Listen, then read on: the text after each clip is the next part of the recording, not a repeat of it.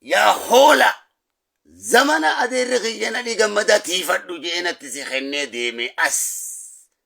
baa'uma jettaa duma gonjol goggootee garrarraate baa jetteetuma margaleedda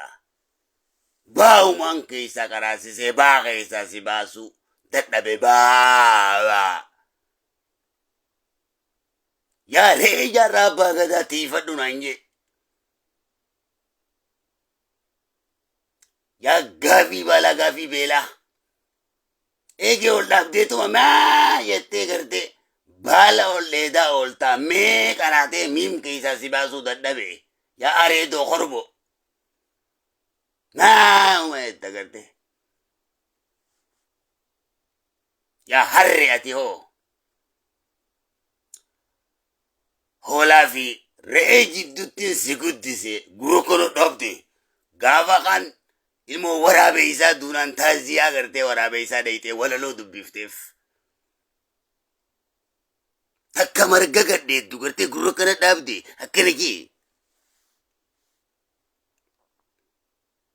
akkana dhaabdeetuma harritti jala fiigaa oolta takka marga kutannaan harrittuma jala fiigaa oolta afaan dhaabdee iyyaa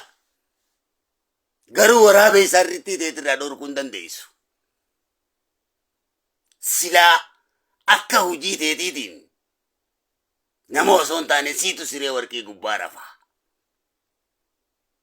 dheeddi callisiitii marga kan kee feemi ati hoolaa baa'uma jettaa garte yaati sarrichana aa'uma jettaatti siyaareettiin nana mee'uma jettaa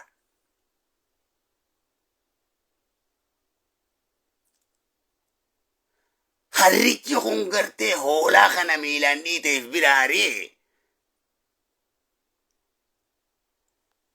re'ee ciniineef biraaree ardaa kophaa isaa dheetuuf immoo duraanuu meeshaan isaa garaa isaa miti ani du'i haa du'i ani jiraadhu haa jiraadhu'i meeshaa isaa garaa isaa yaanni isaatis garaa isaa shayxaana mililikka baleemi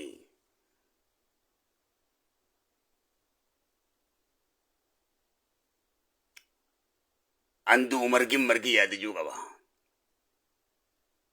dawweelleen abbaa of mara jee garte akka yaada garaa isaa beekaa rabbi miila dhorkate